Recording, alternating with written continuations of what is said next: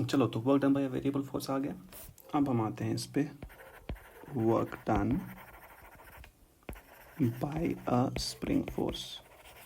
ठीक है, ये हमारा अब का टॉपिक रहेगा, वर्क डन बाय अ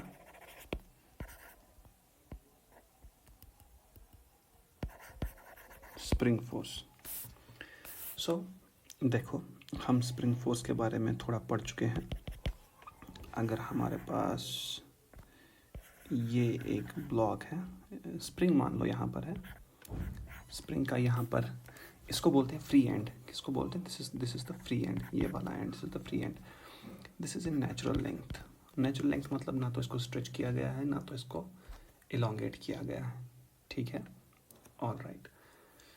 अब अगर इसको ना तो आपने स्ट्रेच किया ना इलोंगेट किया, तो spring will not show any sort of force, and the force that the spring develops within itself is equal to k x. ठीक है, अब आप कहोगे सर आपने माइनस के एक्स क्यों नहीं लिखा? आपको पता है ये माइनस माइनस से दिमाग खराब मत करो खुद का। हमें पता है कि स्प्रिंग का फोर्स के एक्स है और हमारे दिमाग में उसकी डायरेक्शन बैठ चुकी है। अगर डायरेक्शन बैठ चुकी है तो माइनस लिखने का कोई फ़ायदा नहीं है। हमें पता है स्प्रिंग में फोर्स के एक्स होता है, वो कब किस डायरेक्शन में होगा ये तो डिसाइड करेगा कंप्रेशन और इलोंगेशन। तो खुद को ये परेशान मत किया करो ये माइनस के एक्स से। एफ इज के एक्स। नाउ नीचे मैं लिखूंगा उसके लिए दिस के एक्स और this force is such that it's directed in a way that the spring tries to come to its relaxed or natural length position. ठीक है ना? So if I write this as position A, and if you stretch this up to point B, so since you have stretched it, you have made it to come to this point.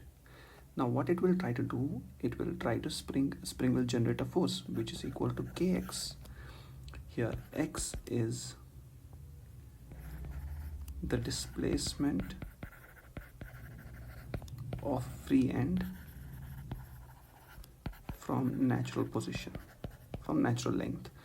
तो यहाँ से यहाँ तक अगर x है, so spring will generate a force equal to kx.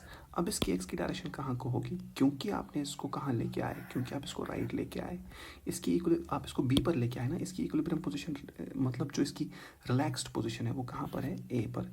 तो अगर ये a की तरफ आना चाहेगा, ये kx को यहाँ को डेवलप करेगा। ये वापस आना चाहेगा a की तरफ, इसको फोर्स लेके आना है लेफ्ट साइड, तभी तो ये a पर आएगा। एंड अगर आपने b की जगह इसको कहाँ पहुँचाया होता? यहाँ c पर। ठीक है, चलो मैं दिखा देता हूँ अलग से, इसको जंबल नहीं करते। ठीक, तो यहाँ मैंने अब स्प्रिंग को सी पर लाया, ये इसकी रिलैक्स्ड पोजीशन थी ए, और ये इसकी इलोंगेटेड पोजीशन थी बी। अब क्योंकि ये सी पर है, ये वापस जाना चाहेगा किसके पास? ए के पास। उसके लिए फोर्स कहाँ को जनरेट करना है? Towards right. और अगर यहाँ से यहाँ तक का डिस्टेंस x है, what is x? x is the displacement from relaxed position, यानी कि a से c तक का displacement, because a is the relaxed position। तो यहाँ भी फोर्स जनरेट होगा kx, लेकिन डायरेक्शन होगी ये वाली। आपको दिमाग में बस इतनी सी बात रखनी है, इससे ज़्यादा कुछ नहीं रखना है। माइनस के एक्स, ये एक्स वो एक्स कुछ नहीं, हमें बस इतना पता है स्प्रिंग में फोर्स के एक्स आता है और हमें उसकी डायरेक्शन पता है, दैट्स इट। इतना ही पता होना चाहिए, क्योंकि फोर्स के बारे में the only two things you would need to know is the value of force which is kx, since it's a vector you need to know the direction. The direction is quite understood, हमें पता है कि इसको relaxed position पे आना है बस। ठीक, ओके। सो ये तो हमें फोर्स के बारे में पता है, इसको मैं हटा रहा हूँ। आपको अगर नोटबुक पे ये नोट करके रखना हो तो कर लो। आगे असल में जो काम हमारा है वर्क डन के बारे में। देखो, आपको ये चीज़ भी पता होगी कि जब वर्क डन की बात आती है, work is always done by a force, and a force does work on a body. It can not do work in air और work out of nowhere. Work is done by a force on a body. तो इसीलिए हमें यहाँ पर एक, आप देखोगे book में हमेशा एक ब्लॉक, जैसे हमने अभी भी लिया था, एक ब्लॉक लिया गया था साथ। What does this block do? अब जरूरी नहीं यहाँ पर ब्लॉक हो, this block actually tells you that there is a mass, you know. ये नेसेसरी, ज़रूरी नहीं है कि ये ब्लॉक ही हो। ब्लॉक यहाँ पर एक बॉडी बताता है आपको, बस कुछ नहीं, एक बॉडी की शेप है। कोई स्टूडेंट आके ट्राइंगल बना ले तो गलत होगा? नहीं, गलत नहीं होगा। Block tells you that there is a body, you know, ठीक। There is no such thing as, you know, it has to be a block only, it's a body, simply a body, ठीक है। तो spring constant कितना दिया है? के, right. अब spring का जो फोर्स है ना, अगर आप ब्लॉक को कहाँ खींचोगे, if you pull the block towards what, towards right, किस पोजीशन से? इसकी जो ये है, ये नेचुरल लेंथ है, this is its natural length. इसको अगर आप राइट खींचोगे ना, तो स्प्रिंग के अंदर फोर्स जनरेट होगा। राइट खींचने के लिए you will have to pull it, am I right? तो ये कोई इंसान ही होगा, इंसान या कोई मशीन इसको खींच रही है एफ एक्सटर्नल से। जो ही एफ एक्सटर्नल इसको खींच रहा है ना, स्प्रिंग के अंदर भी एक फोर्स जनरेट हो रहा है, ठीक है। सपोज आपने इसको खींचा कहाँ तक? एक्स तक।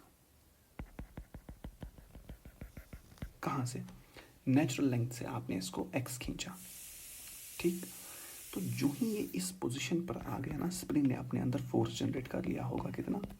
के एक्स।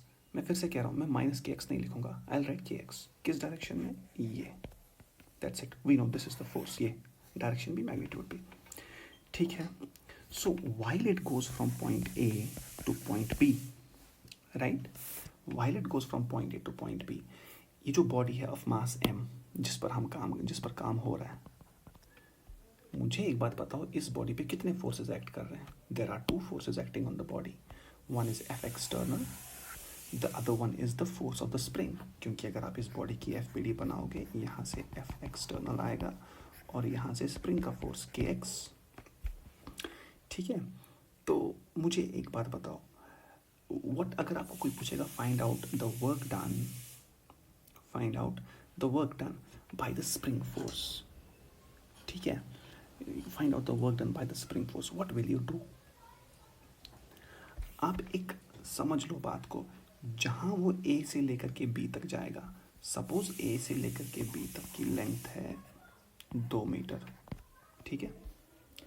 जब B पर पहुंचा होगा ना, तो स्प्रिंग के अंदर फोर्स कितना होगा? के एक्स तब होगा कितना? 2। लेकिन ए से लेकर के बी तक जाने में बीच वाले पॉइंट भी तो आएंगे, कोई पॉइंट सी भी तो आएगा, जहाँ पर लेंथ होगी 1 ही, मान लो डिस्प्लेसमेंट 1 होगी। तो जो ही ब्लॉक सी पर होगा ना, सी पर मतलब इस पोजीशन पर, what will be the spring force? के इंटू 1। सी के बाद एक और इंटरमीडिएट पॉइंट होगा डी, वहाँ हो सकता है के इंटू 1.5 हो। So we can realize that in going from A to B, the value of spring force is changing. So it is a variable force. ठीक, and it has to change because देखो, spring force depends on x. And what is x? X is the displacement from the natural length. And while you go from A to B, you have many values of displacement from natural length, which is 1, which is 1.5, then it will be 1.53, 1.54, 1.6, 1. There are many values. So the spring force is changing. Therefore, if we want to find out the work done in going from point A to point B, then we have to find out the work done by a variable force, right? It has to be the work done by a variable force. That is one thing. अच्छा, A कौन सी position है इसकी भाई? A इसकी elongated position है ना, A is elongated position, right. तो हमें ये पता है कि इट्स अ वेरिएबल फोर्स। अच्छा, एक और चीज़ समझो, अगर यही ब्लॉक है और मैंने स्प्रिंग को क्या किया है? Compress, this is the natural position A। मैं इस यहाँ पर B है हमारा, और यहाँ C मान लो कहीं। सपोज आपको कोई कहे find out the work done by the spring force, not that when you go from A to B, क्योंकि A is what? A is the natural length point. ज़रूरी नहीं है ना कि आप हमेशा नेचुरल लेंथ से B तक जाओ, आप तो C से B तक भी जा सकते हो ना, मतलब एक ऐसी कंडीशन जहाँ पर स्प्रिंग कंप्रेस थी, अब आप इसको लेके जा रहे हो सी से लेकर के ए को क्रॉस करने के बाद कहाँ तक, बी तक। आपको कोई बोलेगा find out the work done from C to B. So there are n number of possibilities, किसी भी पॉइंट से किसी भी पॉइंट तक वर्क पूछा जा सकता है। So you have to find out. अच्छा ठीक है सर, सी से लेकर के बी तक क्या फोर्स वेरिएबल है? बिल्कुल है, सीधी सी बात है। कैसे वेरिएबल है? देखो मुझे एक बात बताओ, जब पार्टिकल कहाँ पर है, सॉरी स्प्रिंग कहाँ, किस पोजीशन में? सी में। इस बॉक्स पर, ये जो हमारा बॉक्स, इस पर स्प्रिंग फोर्स कहाँ को होगा? सीधी सी बात है, राइट साइड होगा। ठीक, कितना होगा भाई? के एक्स होगा। What is x? X is the displacement from natural length, presently displacement from natural length, this is x. C पर जब हो, या इसको x1 मानते हैं, यहाँ से यहाँ तक x2 मानते हैं। ठीक है भाई, ओके। या तो मैं एक काम करता हूँ, मैं x1 x2 को वैल्यू ही दे देता हूँ, आपके लिए और आसान होगा।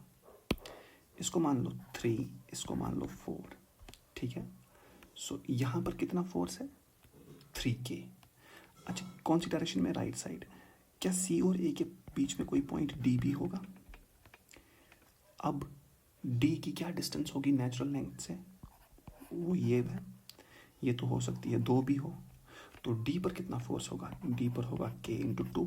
कौन सी डायरेक्शन में? राइट साइड, क्योंकि अभी भी स्प्रिंग कंप्रेस्ड ही है।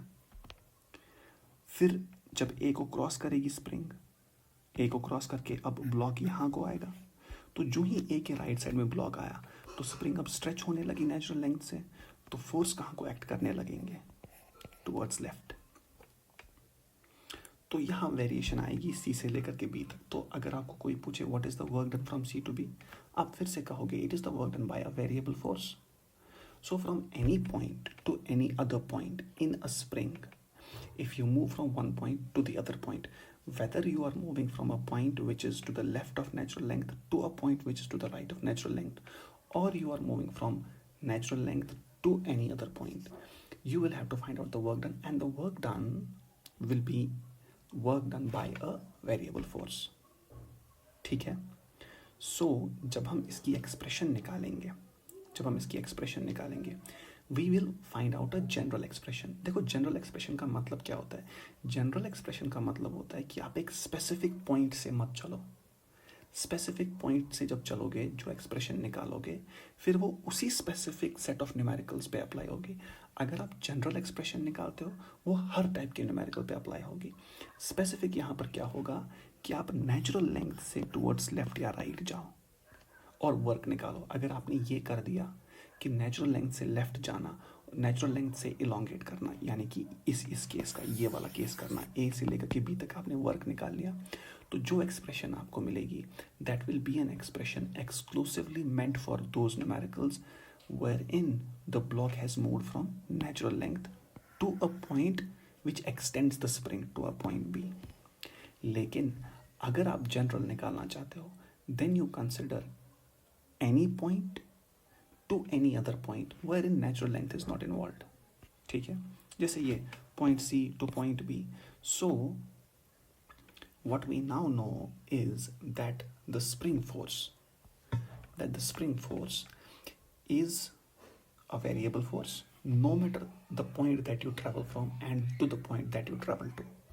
ठीक है, देखो अब क्या करेंगे वर्क डन बाय। अब इतना सब कुछ देखने के बाद इसको हटाते, मैं इसको सिंप्लीफाई करके लिखता हूँ। देखो बाय स्प्रिंग फोर्स, इसकी डेरिवेशन हो सकता है आपको बोर्ड में इसकी एक्सप्रेशन भी पूछी जाए, मैं वही कर रहा हूँ। देखो, assume a particle acted upon bye a spring force from a spring with a spring constant k। ठीक है, तो देखो मैं अब बस एक पार्टिकल बना रहा हूं। दिस इज द पार्टिकल, और ये कौन सी पोजीशन है? This is the position of natural length. ठीक है, चलो मैं स्प्रिंग ही बना देता हूँ आपके लिए, और आसान होगा, इसमें कंफ्यूज ही हो जाओगे अदरवाइज फिर एंड में प्रॉब्लम्स क्रिएट होंगी। मैं स्प्रिंग ब्लॉक ही बना लेता हूँ। ये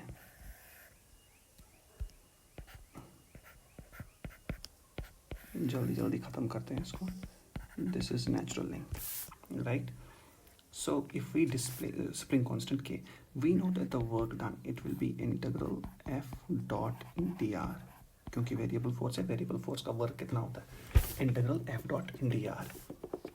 ठीक, अब समझना, इस f को बाहर निकाल सकते हो इंटीग्रल से, पहली बात तो नहीं निकाल सकते क्योंकि ये वेरिंग है।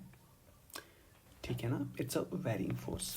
अच्छा, याद है इससे पहले न्यूमेरिकल्स किए थे जहाँ f को मैग्नीट्यूड लगाया था फिर बाहर निकाला था, वो इसलिए था कि फोर्स मैग्नीट्यूड में कांस्टेंट था, डायरेक्शन में चेंज हो रहा था। जो वेक्टर मैग्नीट्यूड भी चेंज हो रहा हो और डायरेक्शन भी चेंज हो रहा हो, उसको बाहर नहीं निकाल सकते। देखो क्यों, वर्क इंटीग्रल। अच्छा, डी आर, क्योंकि हम क्या कर रहे हैं ना काम, देखो हम हॉरिजॉन्टली चला रहे हैं स्प्रिंग को, सो सब कुछ एक्स एक्सिस में हो रहा है, तो डी आर की जगह इसको मैं ऐसे लिख सकता हूँ एफ डॉट डी एक्स। तो वर्क को लिखेंगे integral F mod F into mod of D x into cos of theta. ठीक, अब यहाँ पर एक बहुत ही इंपॉर्टेंट चीज़ है जिसमें स्टूडेंट्स बहुत बार इग्नोर कर देते हैं इस बात को। What is theta?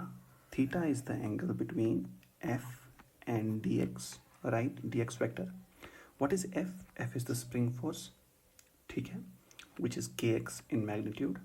ठीक, what is D x? D x is, ध्यान में रखना, D x is the displacement because the force F is induced if you provide a displacement dx, but force कब आता है, जब कहाँ से displacement दो, natural length से, so dx is the displacement from natural length। ये दिमाग में रखना, मैं यहाँ पर लिख रहा हूँ F is spring force और dx displacement vector from natural length। ये बहुत इंपॉर्टेंट है। क्यों इंपॉर्टेंट है, समझो। ये एक्सप्रेशन हम निकाल रहे हैं from when spring goes from one position to other position, to generalized positions. समझना, ये नेचुरल लेंथ है ना, ये इस डायग्राम को अगर हम नीचे लेके आए, दिस इज नेचुरल लेंथ। अगर मैं यहाँ पर कहूँ कि स्प्रिंग, एक वक्त ऐसा था स्प्रिंग थी कंप्रेस्ड, ये नेचुरल लेंथ है। अच्छा, और स्प्रिंग अब कहाँ जा रहा है, block, it is going towards it's natural length. बताओ नेचुरल लेंथ तक जाते जाते ये थीटा कितना होगा, 180 होगा कि 0 होगा? What is theta? यहाँ बहुत से स्टूडेंट्स कंफ्यूज होते हैं, वो कहते हैं सर क्योंकि ब्लॉक जा रहा है नेचुरल लेंथ की तरफ, मतलब ये जा रहा है राइट साइड और फोर्स भी है राइट साइड, तो थीटा तो यहाँ 0 होगा, तो ये थीटा यहाँ 0 आएगा उस टाइम। लेकिन समझना बात को, देखो आप ये देखो कि आपने dx को डिफाइन किया, व्हाट इज dx? समझना, dx is the displacement from where, the natural length. तो it is not the angle between the motion of the block which is towards right and the force which is towards right, तो तब तो angle 0 होता, but it is the angle between the force which is equal to kx whose direction is towards right, ठीक, and dx vector is what vector? It is the vector from where, ये ध्यान में रखना, ये point है from natural length. तो जब point मान लो यहाँ पर है बॉडी, इस टाइम dx वेक्टर की डायरेक्शन क्या है? If it is to be seen from natural length then its tail is at natural length, so ये टेल है और हेड तो यहाँ पर है, सो dx वेक्टर तुम्हारा लेफ्ट साइड को है, दिमाग में रखना, और तुम्हारा जो फोर्स है kx वो कहाँ को है, right side, dx vector left side और kx वेक्टर राइट साइड, तो एंगल कितना, हाँ 180 डिग्री, राइट। बेशक the angle between the motion of the clock and the spring force that is 0 degree, उसमें कोई शक नहीं है, but the angle between the force, spring force and this dx vector is 180। Okay sir, what about when the block is stretching the spring? अगर spring stretch हुई है, ये इतनी हो गई है ना स्ट्रेच, और मान लो यहाँ से ब्लॉक कहाँ आ रहा है, अंदर। तो फोर्स की डायरेक्शन के एक्स ये हो गया। What is D x?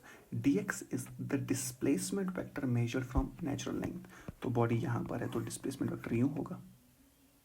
तो अब भी के एक्स और डी एक्स में एंगल कितना? So no matter the situation that you talk of, no matter the situation that you talk of, the angle between kx and dx is always 180 degree, and dx is the vector, it is the displacement vector measured from natural length. ठीक, ये चीज दिमाग में रख लेना भाई, ठीक है। so the angle is 180 degree। इसको वापस लेके जाते हैं अपनी जगह जहां पर ये था। तो इसलिए मैं थीटा को इंटीग्रल एफ कितना हमारा, क्योंकि मॉड एफ है सो के एक्स है और यहाँ पर डी एक्स है, तो कॉस 180 कितना? नेगेटिव। ये उसका नेगेटिव है। अब आप समझ गए। दिमाग को बिल्कुल कंफ्यूज नहीं करना कि बुक लिखती है F is equal to minus k x. नहीं, हमें पता है spring force is simply k x और उसकी डायरेक्शन हमारे दिमाग में हो, सब कुछ सॉल्व हो जाएगा, ठीक है। So it is minus times k x into d x, right. आगे बढ़ते हैं। सो लिमिट्स x1 से किसी भी पोजीशन तक जा रहे हो और दूसरी पोजीशन कौन सी है? x2। तो वर्क आएगा माइनस के तो बाहर, ठीक है, और इंटीग्रल x dx x1 से x2 तक, तो ये वर्क आएगा माइनस के बाई 2। यहाँ पर एक्स स्क्वायर लिमिट x1 से x2 तक, तो वर्क आएगा माइनस के by 2 x2 square minus x1 square, इस माइनस को अंदर लेके जाएगा 1/2 k x1 square minus x2 square. सही। अब दिमाग में एक बात को बैठा लो, ये जो डेरिवेशन है ना, ये यहाँ से यहाँ तक तुम्हारे किसी काम की नहीं है सिवाय इस बात ये समझने की इनके बीच में एंगल हमेशा 180 होगा। दूसरा आपके काम का जो है ना वो ये रिजल्ट है, बस और कुछ नहीं। This is the only thing that is worth noting down as far as solving numericals is concerned, ठीक है। So ये चीज़ है। Fine. Okay. What is x1? x1 is the initial position, and what is x2? x2 is the final position. And these axes they are measured from where? Natural length. ठीक, natural length से relaxed position से आप इसको major करोगे x1 और x2 को, ठीक है। ओके, अब चलते हैं आगे।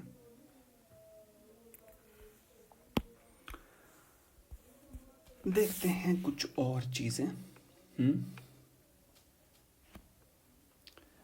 अब work is 1/2 k x1 square minus x2 square. If special case है, बताओ मुझे एक बात,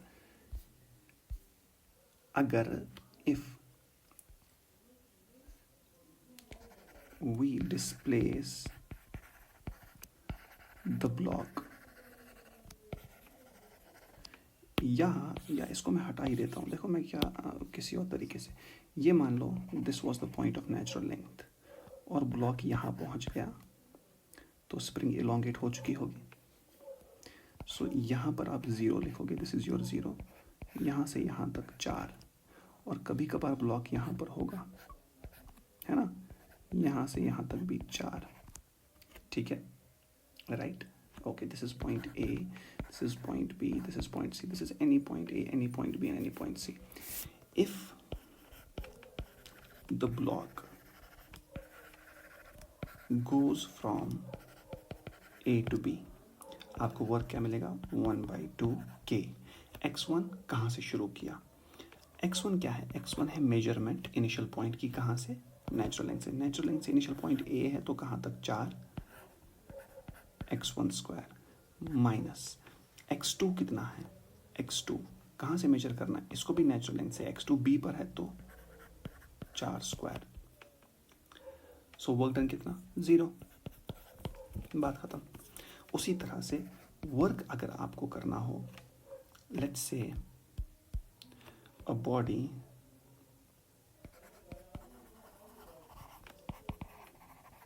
travels from natural length to right side. A body travels from natural length to right side. That is extension. Extension हो रहा है. तो देखो इसका मतलब स्प्रिंग पहले यहाँ था ए पॉइंट पे, अब थोड़ा एक्सटेंड होके कहाँ पर आ गया है, पॉइंट बी पर. ठीक, एक्सटेंशन कितना है, मान लो एक्स. तो वर्क आपको पता है 1/2 k x initial square minus x final square. तो वर्क 1/2 के एक्स इनिशियल. इसकी इनिशियल पोजीशन कहाँ से मेजर करनी है, नेचुरल लेंथ से.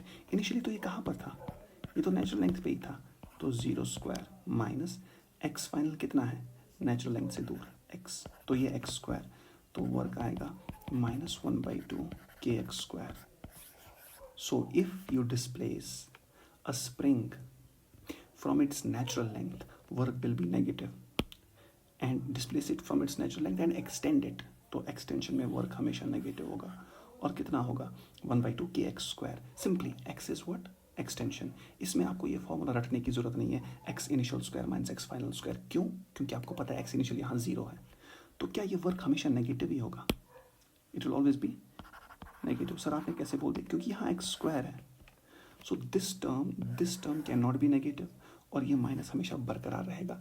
Which means that if you stretch a spring from its natural length, work will always be what, negative. Okay, now एक spring है, ये इसकी कौन सी लेंथ है, नेचुरल लेंथ.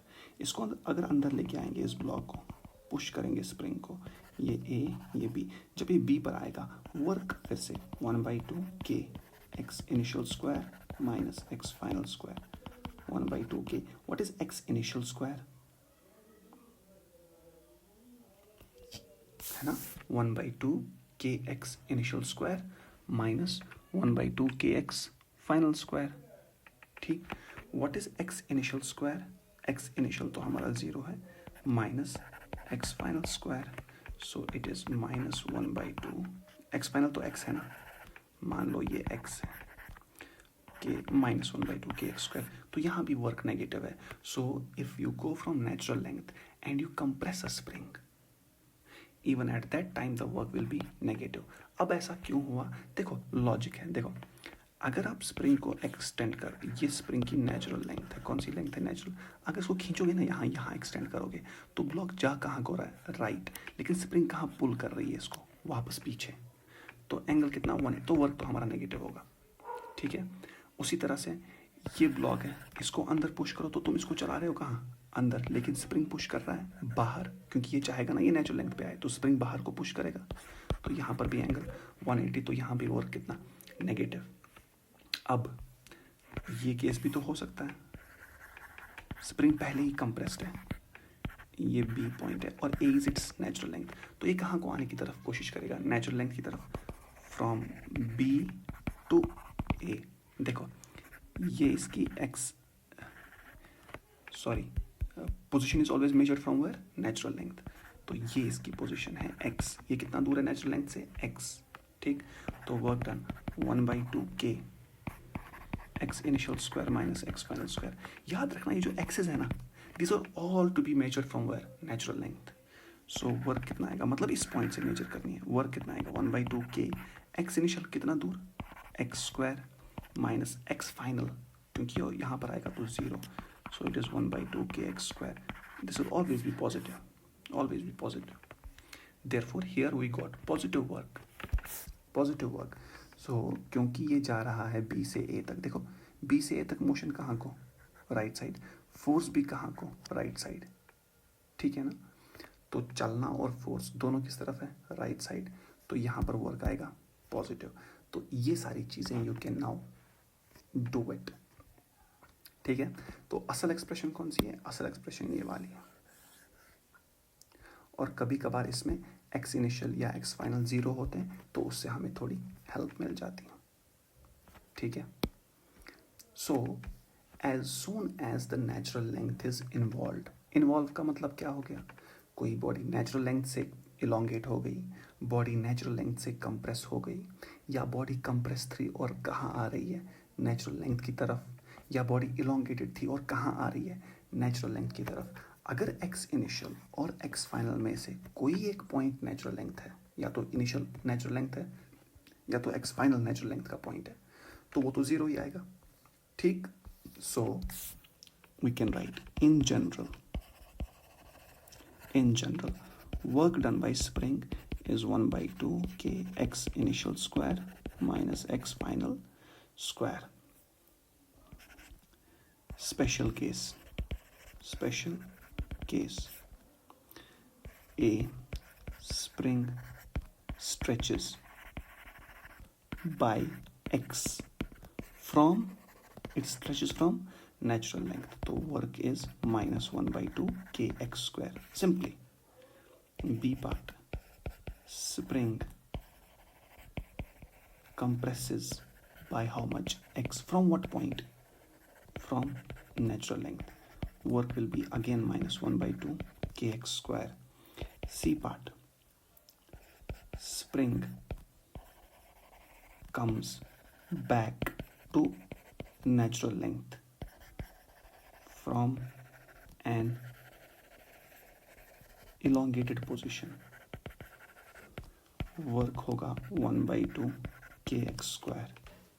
elongated पोजिशन का मतलब ये स्प्रिंग स्ट्रेच हुई थी, ये इसकी नेचुरल लेंथ थी, तो ये यहाँ से कहाँ आ रहा है? नेचुरल लेंथ की तरफ. कितना दूर था, कितना elongation था? x. तो वर्क होगा पॉजिटिव 1/2 kx स्क्वायर. ठीक है. डी पार्ट, फिर spring comes back to natural length from a compressed position.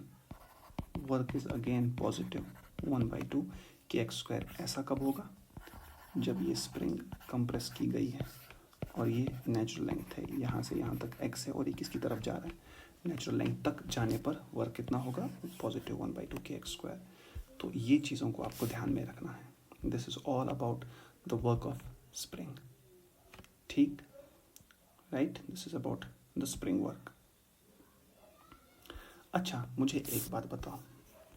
Work done generally कितना? 1/2 kx initial square minus x final square. अगर इनिशियल और फाइनल पॉइंट सेम हुए, sir क्या मतलब है इसका? इसका मतलब ये है, देख लो, अगर ये कंप्रेसिव स्प्रिंग, ये पॉइंट A से शुरू कर रहा हूँ, ये नेचुरल लेंथ है, मैं कहूँगा ये A से गया कहाँ तक? नेचुरल तक नहीं, B तक गया. फिर B से वापस आया कहाँ तक? A से गया B, B से वापस आया A. तो वर्क कितना होगा? वर्क विल बी 1/2 k, क्योंकि इनिशियल फाइनल पॉइंट सेम है. x initial square minus x initial square, ये और ये कैंसिल, तो answer 0. So here we have seen that if a body returns to its initial position, the work done will be 0. It does not matter the amount of travel that the body did or the path that it took. देखो, यहाँ से यहाँ गया, फिर यहाँ आया, work फिर भी 0. क्योंकि आपने ये देखो ना, वर्क की एक्सप्रेशन में खाली कौन से पॉइंट्स हैं? Initial point and final point. So this work, spring work is dependent on initial and final positions only. That's it. It does not matter the path that is taken to attain these two positions.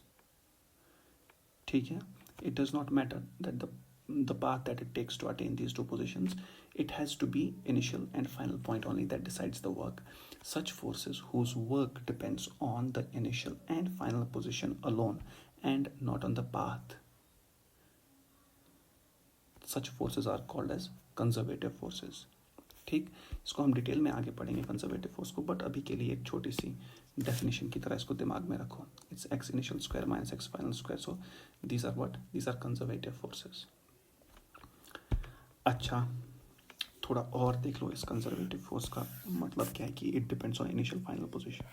ये मान लो natural length है, ये इसकी position A है और ये इसकी position B है. A पर ये कंप्रेस होके यहाँ आया होगा, B पर इलॉन्गेट होके वहाँ तक पहुँचा होगा. मैं कहूँ एक बात, देखो ब्लॉक यहाँ पर था, मैं कहता हूँ ये A से गया, शुरू किया और पहुँचा कहाँ? B तक.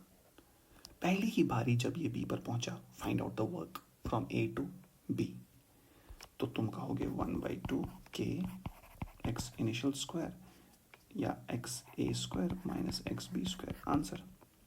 मैं कहूँ अब एक काम करो, ब्लॉक को पहले ए से लेकर के बी तक जाने दो, तो एक टर्न हो गई। फिर इसको कहाँ से आने दो, पहले तो ए से बी तक जाने दो, फिर बी से ए तक आने दो, फिर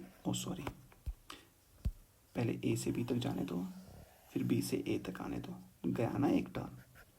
उसके बाद इसको ए से वापस भेजो कहाँ, बी तक। अब देखो ए से बी तक जाने में कितने बार, 2 बार हुआ ना, ये यहाँ से ये यहाँ से। अब भी वर्क कितना होगा, so it does not depend on the number of revolutions that you made, the net work depends on simply initial point and the final point. ठीक, सो ये स्प्रिंग फोर्स की कहानी थी, स्प्रिंग फोर्स का वर्क डन। तो आप general expression याद रखोगे, ठीक है।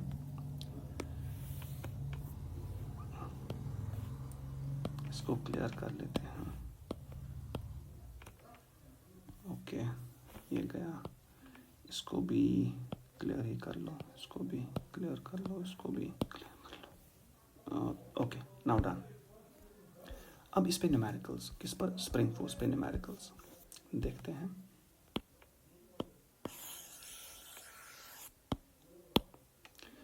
अगर यहाँ पर कोई न्यूमेरिकल्स हुई स्प्रिंग फोर्स पे,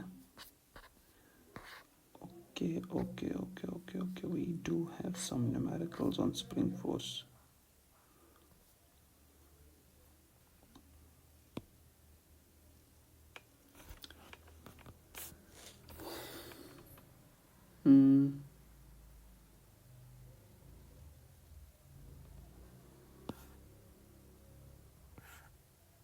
हाँ, ये देखो, ये स्प्रिंग फोर्स पे न्यूमेरिकल, इसको उठाओ और यहाँ पर लेके आओ।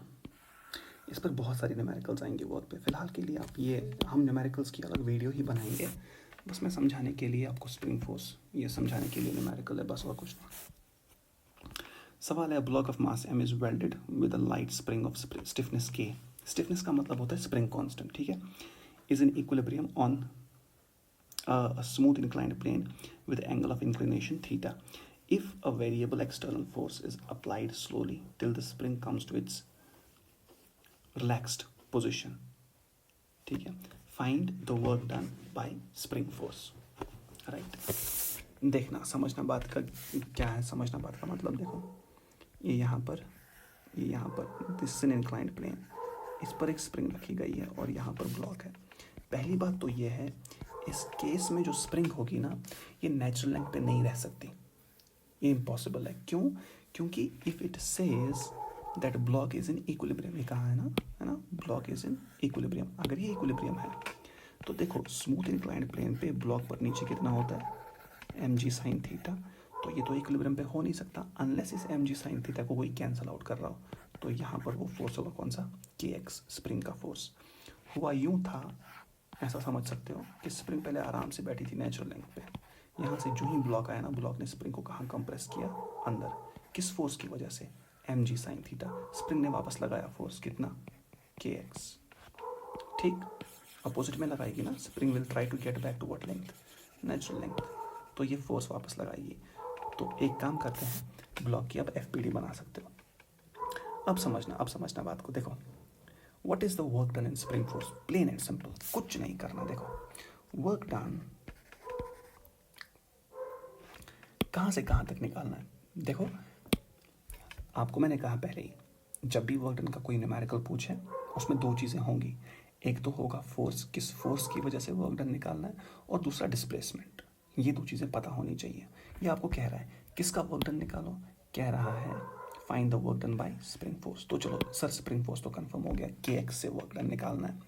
और दूसरा आपको कह रहा है कब तक, कहाँ से कहाँ तक, भाई इस पोजीशन से, जिस पोजीशन में ये एज ऑफ नाउ है, कहाँ तक is applied till the spring comes to, हाँ, रिलैक्स्ड पोजीशन तक। तो देखो मैं कहूँगा वर्क डन, हमें हमेशा पता है it is 1/2 kx initial square minus x final square. क्या इसकी रिलैक्स्ड पोजीशन यहाँ पर होगी कहीं, नेचुरल लेंथ, तो यहाँ से यहाँ तक x होगा जितना ये कंप्रेस हो चुकी होगी। क्या मैं ये लिख सकता हूँ, it is 1/2 k x initial, क्या एक्स इनिशियल इसका एक्स ही है? क्या एक्स इनिशियल इसका एक्स ही है? X square minus what is x final? That is 0, क्योंकि इसको आना नेचुरल लेंथ पे। सो work done is 1/2 k x square. लेकिन क्या एक्स न्यूमेरिकल में दिया है क्या, जो पूछी गई है? नहीं। तो मुझे इस एक्स को गिवन टर्म्स में लेके आना है। वो मैं कैसे लेके आऊँगा? इसने कहा है इक्विलिब्रियम। इक्विलिब्रियम जो ही कहा हमारे दिमाग में फ्री बॉडी डायग्राम आ जाती है। सर फ्री बॉडी डायग्राम में क्या होगा? फ्री बॉडी डायग्राम में इक्विलिब्रियम के टाइम पे यहाँ कितना होगा? के एक्स, और यहाँ कितना होगा? M g sine theta. यहाँ से कितना होगा? एम जी कॉस थीटा, और ये होगा नॉर्मल। मैंने रिजॉल्व किया along the plane perpendicular to plane. For equilibrium क्या मैं कह सकता हूँ m g sine theta is equal to k x? तो एक्स कितना था? M g sine theta by k. ये हमने निकाला कि इसने स्प्रिंग को कितना कंप्रेस किया हुआ था, और यही एक्स तो मुझे यहाँ पर चाहिए ना। Put in 1,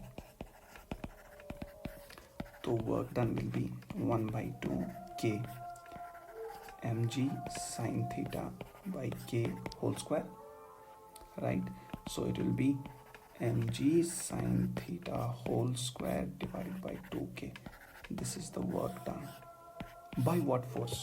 By spring force. And this is it.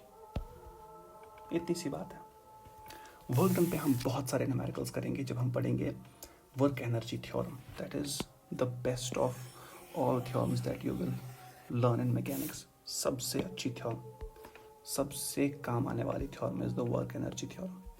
तब पढ़ेंगे उस टाइम, ठीक है? ओके, सो ये था स्प्रिंग फोर्स। और स्प्रिंग फोर्स पे मतलब शुरुआती न्यूमेरिकल था। ये न्यूमेरिकल वाला लेक्चर नहीं है, बस मैं चाहता हूँ यहाँ पर फोर्सेस को मैं एक्सप्लेन कर दूँ और जो उनसे वर्क होता है उसको एक्सप्लेन कर दूँ।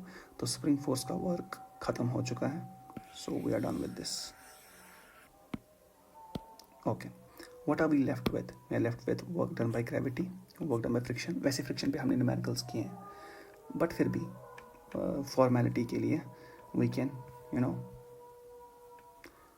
Read something more about it.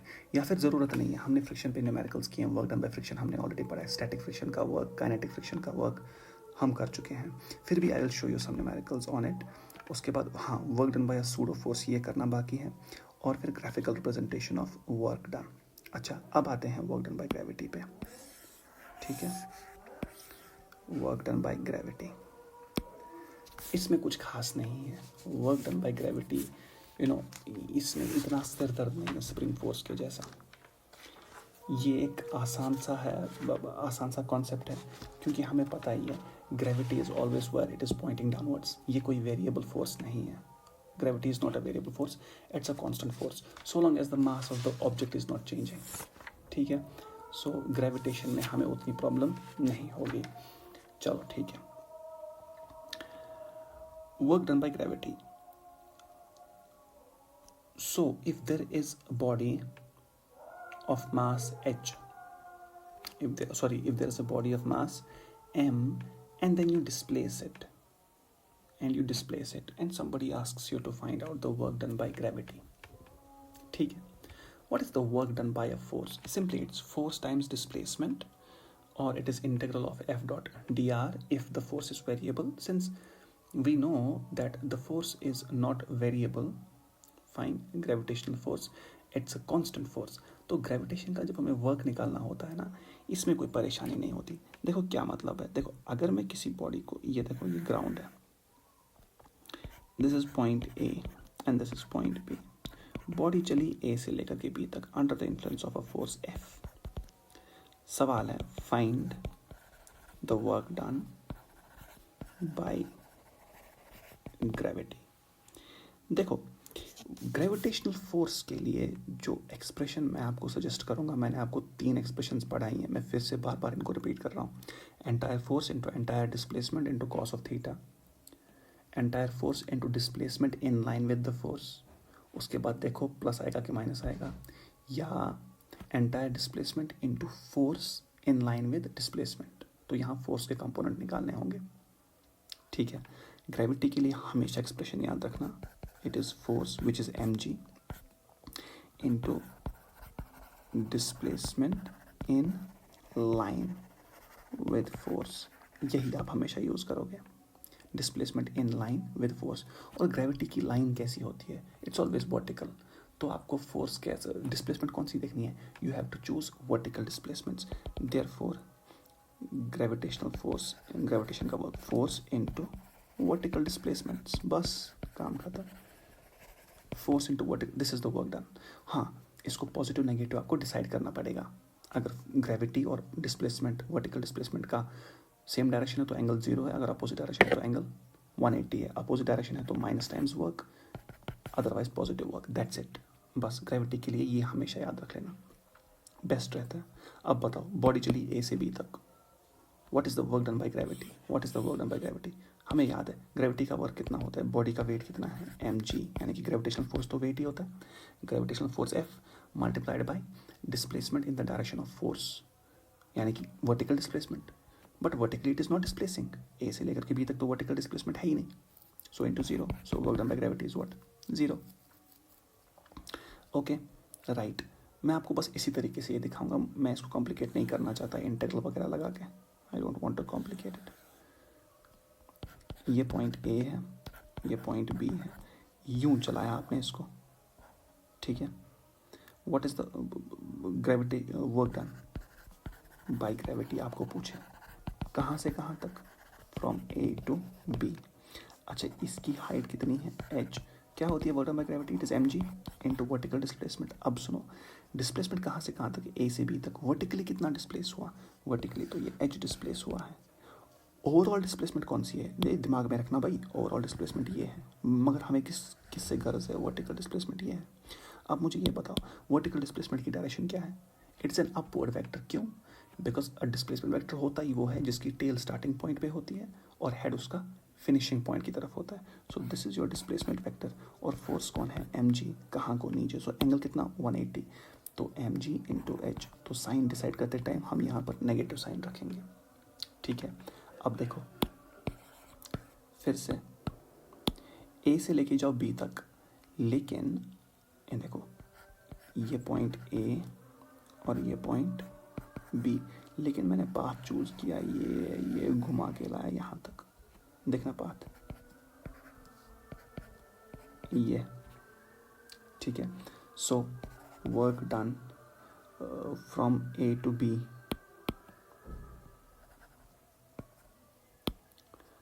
A to B again, A to B, इस केस में ये यहाँ A to B is mg, force vector कहाँ को है, downwards. A to B vertical displacement कितनी है टोटल, फिर से h, क्योंकि displacement is dependent on initial and final point,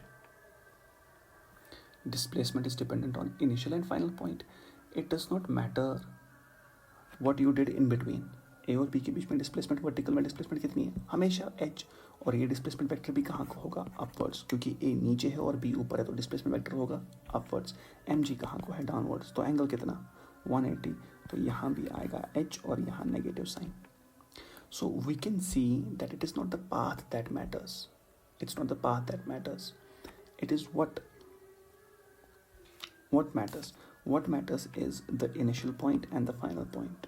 initial point और फाइनल पॉइंट के बीच में वर्टिकल डिस्प्लेसमेंट देख लो, मल्टीप्लाई कर लो किससे, मल्टीप्लाई कर लो ग्रेविटेशनल फोर्स से, ठीक।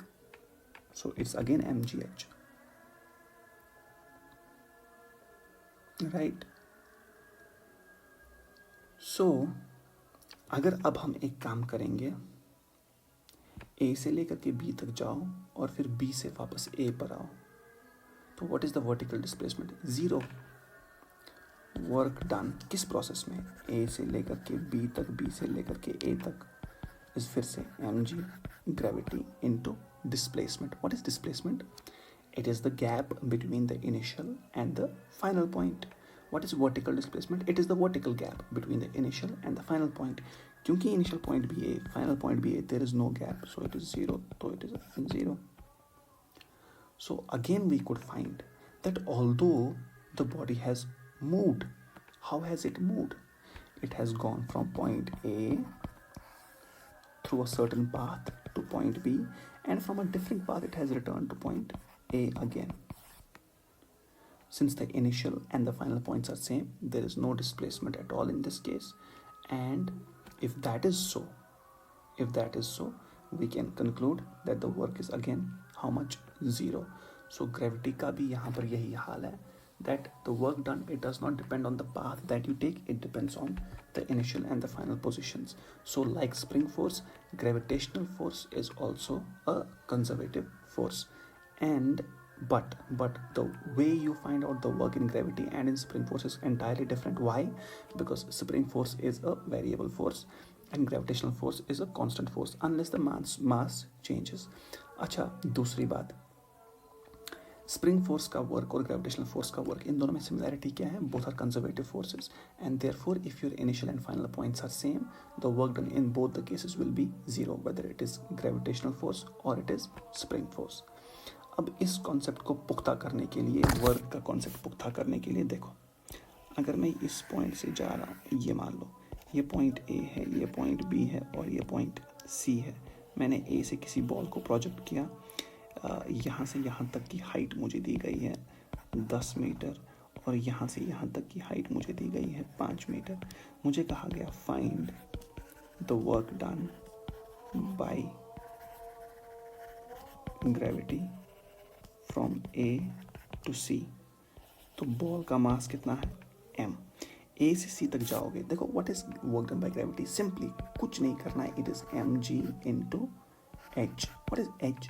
h is the displacement. कौन सी डिस्प्लेसमेंट? वर्टिकल. ठीक, देख लो mg की डायरेक्शन हमें पता है डाउनवर्ड्स है. अब h की डायरेक्शन देखनी है. What is displacement? Displacement is the gap between initial and final point. तुम्हारा इनिशियल पॉइंट कौन? a. तुम्हारा फाइनल पॉइंट कौन? c. इस b के साथ तुम्हारा कोई लेना देना ही नहीं है, क्योंकि ये कह रहा है ए टू सी निकालो वर्क डन. तो आप क्या करोगे?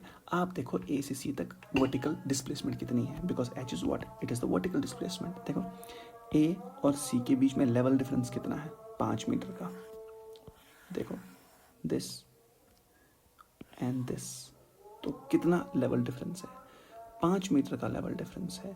सो अगर 5 मीटर का लेवल डिफरेंस है, अब मुझे बताओ ए से सी तक जो डिस्प्लेसमेंट है, vertical displacement, is it upwards और डाउनवर्ड्स? कैसे डिसाइड करते हैं? अगर फाइनल पॉइंट इनिशियल पॉइंट से ऊपर है तो अपवर्ड्स है. C is above A, how much above? 5, so it is upwards. ये डिस्प्लेसमेंट है. सो डिस्प्लेसमेंट और फोर्स यहाँ पर अपोजिट है, तो it will be mg into 5. It is 5 mg but negative. यहाँ पर नेगेटिव 5 mg. क्यों? एंगल, डिस्प्लेसमेंट और फोर्स अपोजिट है आपस में. कोई आपको पूछे find the work done by gravity from A to B, अब सी के साथ लेना देना नहीं है. It will again be force mg. Displacement कितनी है ए से बी तक वर्टिकल में? 10. क्या डिस्प्लेसमेंट अपवर्ड्स है? क्या ग्रेविटी डाउनवर्ड्स है? क्या 180 है? तो यहाँ नेगेटिव. ठीक. कोई पूछे find the work from B to C, आप क्या करोगे? हाँ, बी से सी तक देख लो, वर्क डन कितना होगा? mg, that is force. Displacement B से सी तक, यहाँ से यहाँ तक 5 है, यहाँ से यहाँ तक 10 है, तो यहाँ से यहाँ तक भी 5 होगा. सो बी से सी तक वर्टिकल डिस्प्लेसमेंट कितनी है? 5. अब मुझे बताओ ये 5 डिस्प्लेसमेंट अपवर्ड्स है कि डाउनवर्ड्स है? ये भाई डाउनवर्ड्स है, क्योंकि इसका स्टार्टिंग पॉइंट है बी और एंडिंग पॉइंट है सी, और वेक्टर का हेड एंडिंग पॉइंट की तरफ होता है. So it is a downward displacement vector, और mg भी कहाँ होगा? डाउनवर्ड. तो ये पॉजिटिव वर्क डन. ठीक है ना? तो इस तरह से आप ग्रेविटी का वर्क डन चेक करोगे और निकालोगे, और न्यूमेरिकल्स में आप यही रूल यूज़ करोगे. अच्छा, एक और चीज़ देख लो, ये एक इंक्लाइंड प्लेन है. ठीक, this is an inclined plane. इस पर एक ब्लॉक रखा गया है. ठीक है, यहाँ पर एंगल थीटा है. इस ब्लॉक को यहाँ से यहाँ तक पहुँचाया गया. थीटा क्या, मैं यहाँ थीटा इक्वल टू 37 डिग्री लेता हूँ. इसको पहुँचाया गया 2 मीटर यहाँ तक, ए से लेकर के बी तक. किसी ने आपको पूछा find the work done by gravity A to B. जब जाएंगे वर्क डन बाय ग्रेविटी निकालना है. मैंने आपको पहले भी कहा, जिस फोर्स का वर्क डन पूछा है ना, बस उसी को दिमाग में लेके चलो, बाकी सब आपके लिए कचरा है. ठीक है, ए से बी तक. चलो ठीक है, ए से बी तक ग्रेविटी का वर्क निकालना है. ग्रेविटी का वर्क है तो ग्रेविटी का फोर्स पहले आएगा, दैट इज mg. अब multiplied by displacement which is vertical, क्योंकि ग्रेविटी के केस में वर्टिकल डिस्प्लेसमेंट्स लेते हैं। अब पहली बात, ये जो वर्टिकल डिस्प्लेसमेंट होगी अपवर्ड्स होगी कि डाउनवर्ड्स होगी? सर बिल्कुल अपवर्ड्स होगी, क्योंकि इनिशियल पॉइंट नीचे है फाइनल पॉइंट से, और ग्रेविटी कहाँ को है? डाउनवर्ड्स। तो एंगल कितना? 180। तो नेगेटिव वर्क की पॉजिटिव वर्क? तो ये नेगेटिव वर्क, वो तो मुझे पता है। अब डिस्प्लेसमेंट कितनी है ए से बी तक वर्टिकल डिस्प्लेसमेंट? देखो ए से बी तक वर्टिकल डिस्प्लेसमेंट क्या ये नहीं है? ये वाला ये, क्या ये तुम निकाल सकते हो? सर हाँ निकाल सकते हैं। क्यों? क्योंकि यहाँ पर एंगल है 37, ठीक 37, और ये डायमेंशन 2 आपको दी है ये वाली, तो साइन 37 लगा सकते हो, is equal to perpendicular over 2। So ये जो डिस्टेंस है ये, it will be 2 sine 37, right? So this will be mg into displacement 2 sine 37, बात खत्म। ये माइनस बाहर ही रहेगा, -2 mg into sine 37 is 3/5 -6/5 mg। This is the work done. ठीक है, यहाँ पर कुछ खुद को कंफ्यूज नहीं करना है, mg cos theta mg sin theta नहीं। इसने हमें पूछा work done by gravity, gravity हमें पता है mg है, वर्टिकल डिस्प्लेसमेंट ले ली, बात खत्म। सही, ओके। यहाँ okay, alright, now next numerical देखते हैं। इसमें कहीं कहीं हो सकता है कंफ्यूजन भी हो, अगर हो तो आप ग्रुप पे पूछ सकते हो। क्या इस पर मैंने न्यूमेरिकल्स रखे थे? शायद रखे हैं। हम कंजर्वेटिव नॉन कंजर्वेटिव पे एक अच्छी सी डिस्कशन करेंगे, ठीक है ना? अब देख लो ग्रेविटी पे, वर्क डन बाय ग्रेविटी पे numerical.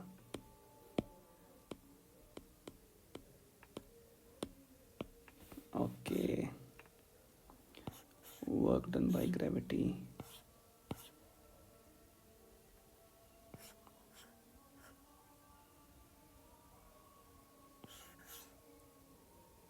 Work done by gravity,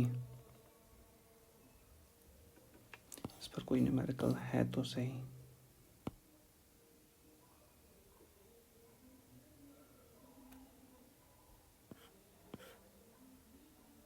हाँ,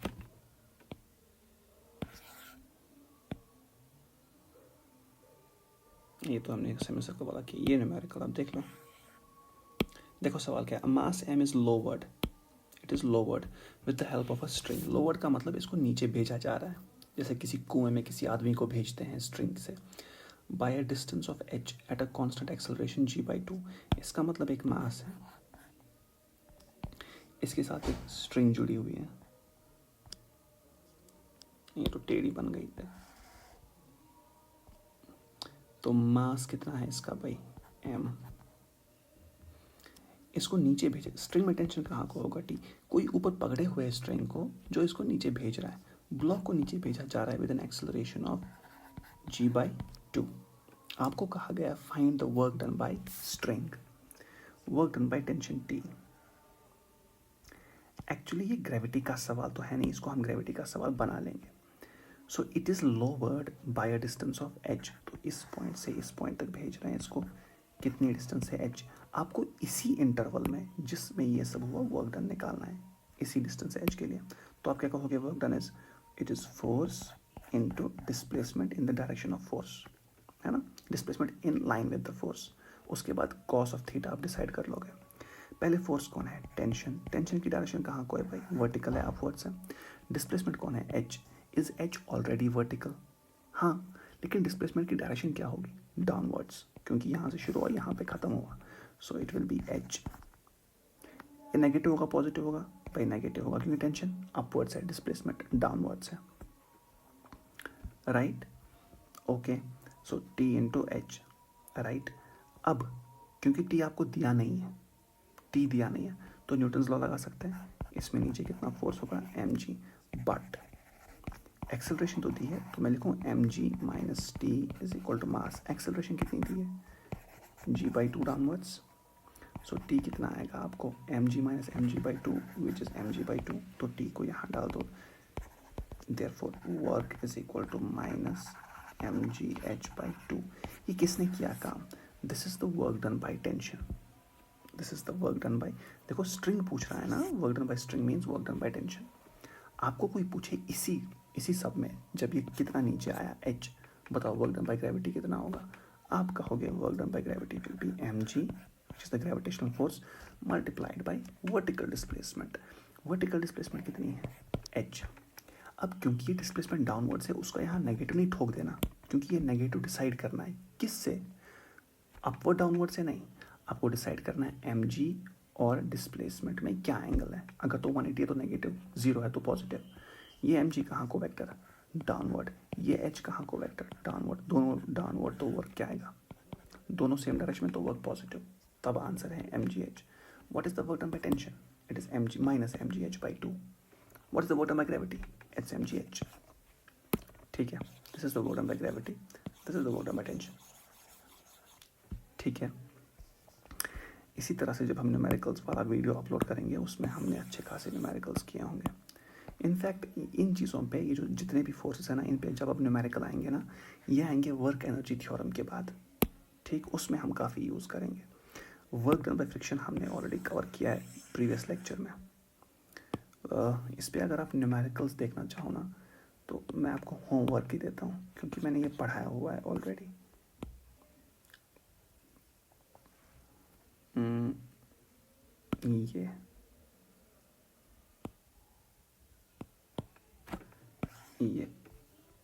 ये तो आपको होमवर्क दिया हुआ है। ये है फ्रिक्शन पे न्यूमेरिकल। सवाल है, a block of mass m is placed on the block of mass capital M as shown in the figure. The horizontal force acts on M during the time interval t if the horizontal surface is smooth, assuming that no relative sliding between the blocks. Relative sliding between the blocks मतलब both of them move as one body। आपको निकालना है work done by friction on the blocks. क्या मतलब है, what is the work done by friction on two blocks as one system, और दूसरा work done by friction on the lower block alone. ये मैं करा चुका हूँ इस टाइप का न्यूमेरिकल, ये आप करके रखोगे फ्रिक्शन पे। और न्यूमेरिकल्स कौन से टाइप के, हाँ, ये न्यूमेरिकल आपके लिए होमवर्क रहेगा। सवाल ये है, a block of mass 2 kg is kept on a rough horizontal surface as shown in the figure. Find the work done by frictional force in time interval t equal to 0 to t equal to 5। Time interval का मकसद मैंने आपको पहले ही बोला है, ये आपको help करेगा क्या निकालने में, डिस्प्लेसमेंट। ठीक है, अब देखो एक सवाल है, सवाल देखो क्या है, अच्छा कॉन्सेप्चुअल सवाल है। सवाल बोल रहा है कि a cyclist comes to a skidding stop in 10 meters. During this process, the force on the cycle due to the road is 200 Newton and is directly opposite to the motion। अच्छा numerical है, numerical नहीं है, conceptual सवाल है। So a cycle, it comes to a skidding stop. What is a skidding stop? Skidding क्या होती है, skidding किसी टायर की तभी होती है जब टायर रोटेट नहीं करता, वो घसीटा जाता है रोड पे। मतलब जब आप ब्रेक देते हो ना गाड़ी को, तो अब आपके टायर्स रोटेट नहीं कर रहे, वो लॉक हो जाते हैं और रोड पर उनकी स्किडिंग स्टार्ट हो जाती है। तो इस केस में काइनेटिक फ्रिक्शन आ जाता है। ठीक, ये ऐसा ही सवाल है कि आपको एक कोई पूछे कि एक ब्लॉक है, तो साइकिल की जगह मैं ब्लॉक मानता हूँ, ये 10 मीटर में आगे रुका है।